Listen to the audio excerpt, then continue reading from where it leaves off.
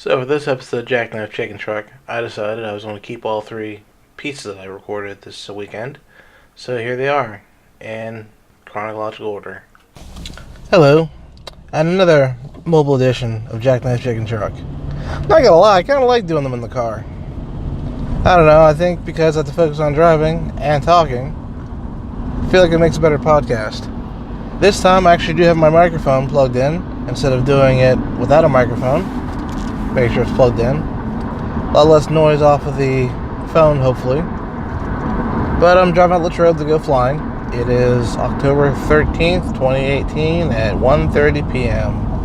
I'm about 20 minutes out from my buddy's house. So, haven't flown since I went to Philly. I flew about 10 packs on my drone. I kind of wish I brought my wing, but at that point the wing wasn't back together. So I talked to my buddy last weekend to see if he was available this weekend, and he was. So I was supposed to get my stuff ready on Thursday night, but I found out Thursday night that the happy hour went longer than expected from my coworkers leaving. So I worked on it last night. I got my chargers taken care of, because for the longest time I couldn't find the charger for my goggle batteries, and if I can't have goggle batteries, I can't fly and see through the goggles. So I bought some barrel connectors. I made 3 adapters, so now there's no excuse for not to be able to charge one of my goggle batteries. I can charge all my goggle batteries at once. I have 2, but I have an adapter for all 3 chargers. Then worked on the wing. Found out my OSD on-screen display was shot. But fortunately, my friend Mike has a spare one he'll give me. So hopefully I can get that back in the air. I have this nano goblin I bought from my other buddy at PV Fest. I haven't flown it since that day because I've been scared to take it out of the box without, as I would say, adult supervision, aka somebody else who knows what they're doing. So one of the things I've been thinking about a lot lately is groups. So last weekend, I don't remember if I talked about on the last episode about online gaming, but I spent 6 hours last Saturday playing video games with my buddy Eric and a couple of his friends. And it was a great experience actually having somebody, like talking to somebody via chat, like voice chat, while playing the game. It's cool being in a 4-person team and actually being able to play all together. That was amazing. But at the same time, the people I was playing with aren't really my friends. I mean, Eric's my friend, but there was friends of friends with the other 2 people. The one guy was pretty cool. He played. He didn't complain. The other girl that played, she kind of annoyed me because all she wanted to do was play Overwatch, which I understand, that's your favorite game, but don't be shitting on other people's games. So I want to do that more, but I need a team of people, which means I need to make friends that play games, but that's probably not going to happen. So I'll probably still play solo. But it was a great experience running a Discord server and having people to play with, but they weren't local. But it was almost like everyone was in the same room, but they weren't. And that's one of the magics of online multiplayer games that I loved, is the fact that I'm sitting in my apartment by myself on a Saturday night, but yet I'm talking with 3 other people who are literally across the country. And it was just awesome. But I thought about groups of people and how, like, I don't join a lot of things, because I find that once a group gets a critical mass, you have splinter groups. Like, if you have 3 or 4 people who all like the same thing, that's cool.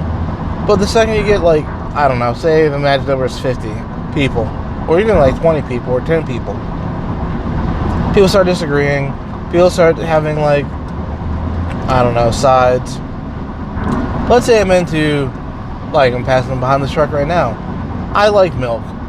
So I make a milk group on Facebook, and a couple people join. Oh, milk is great. But then once we hit a critical mass, we have enough people. The people say, well, I like Dean's milk. And then other people say, well, yeah, well, that's not great. I like my sister's bistro milk better. So now you got the group decided down the middle. And now that this got big enough, people are always fighting over this stupid, like, thing. And then the group separates or splinters. And now a group that was all about milk is getting all hung up on a certain brand or a certain characteristic or something they believe in. And same thing will happen in politics, I assume. But, like I said, I don't really follow politics enough to actually pick a side. Because I don't really want a side. I have my views, and there is no, I don't know, there's no party that encompasses what I believe in. And that's what's kind of sad. Democrat, Republican, Independent. Those are my choices. Oh, Libertarian, supposedly. But, like, the main groups are Democrat, Republican, Independent. Like, what's the point? Like, I don't believe in all the things Republicans do. I don't believe in all the things Democrats do. I don't believe in all the independent people. Or even Libertarians. Like, there's always... Why can't you just be a person? Why do we need the party system? Like, I feel like they're fighting each other for control. Like, why can't we just have people running the government? Why can't we just have people making laws? And then, like, it's not... It's... I mean, seriously. Well... I got a phone call coming in, but I'm going to let it go because I'm driving. Well, I guess I'll answer it. I was talking about parties and groups and people. Like, if you can't get a group of, say, I don't know, 10 to 50 people to agree on something, how are you going to get millions of people to agree on something? Like, it's annoying. And you got people who have to use always or anybody, or anybody's a Democrat this, anybody's a Republican that, anybody's independent this. Why is it everybody? Why can't you qualify by saying most, or the people I've dealt with? Because the second you start alienating people, they're not going to want to talk to you. They're not going to try and work with you.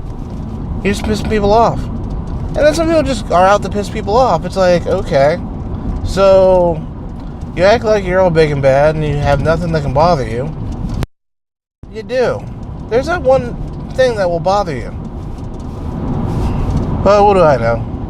I'm just a podcaster / international artist. Well, not artist. International book author. Technology guru. I wouldn't say guru. Technology enthusiast. UAV pilot. Or actually UAV operator. UGV operator. A bunch of other stuff.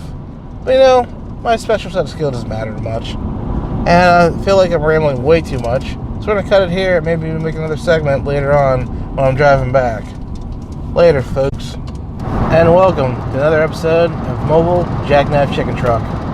I attempted an episode yesterday on the way to Latrobe, and I got interrupted with a phone call and lost all orientation. And when I tried to record the second part, I ended up making a wrong turn.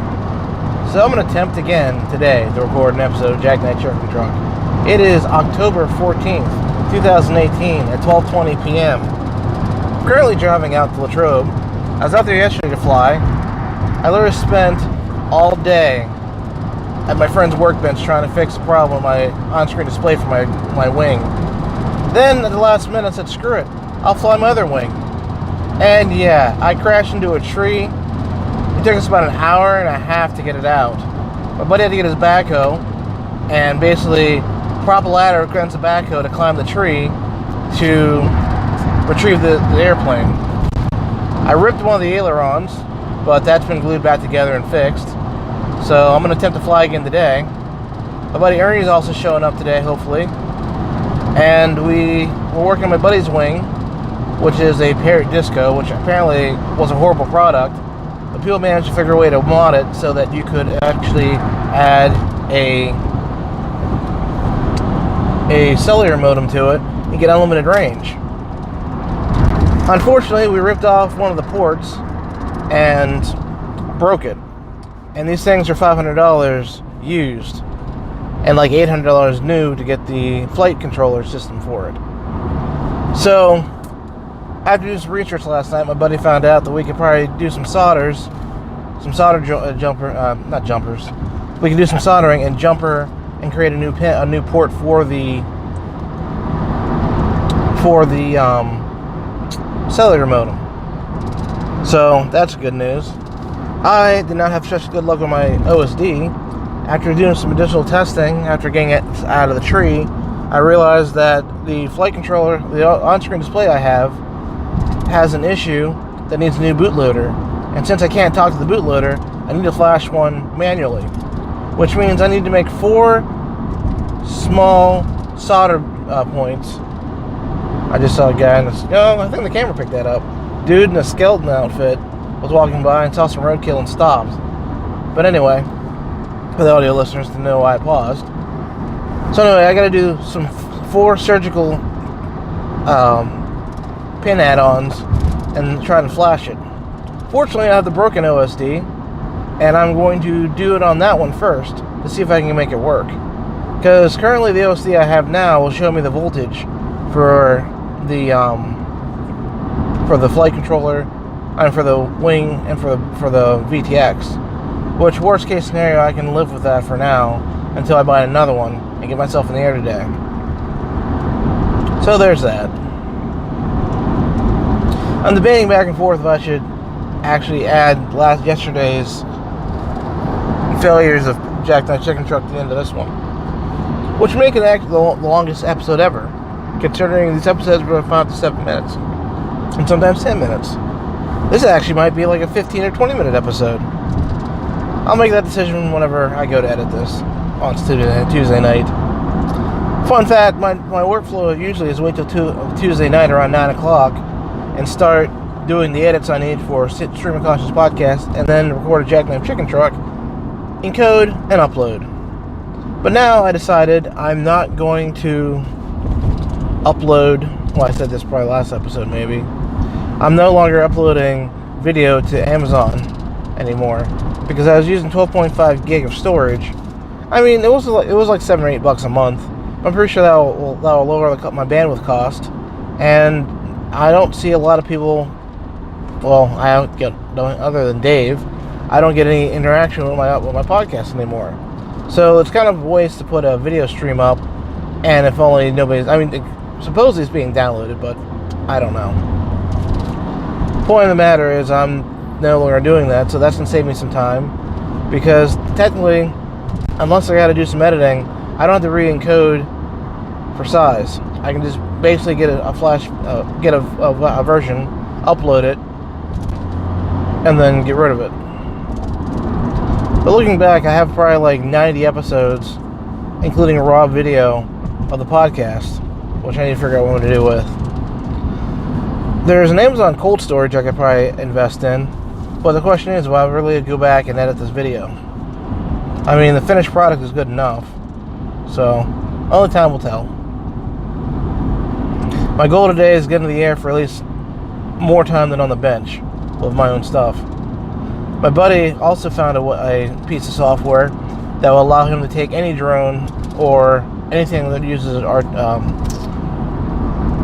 OpenPilot, or I think it's OpenPilot, ArduPilot I think it's called, and basically create the same system as with Paradisco, which opened up a lot more possibilities. So a lot of things to work on today. Hopefully I'll get some flight time in. So that's all I got for now, and talk to you later.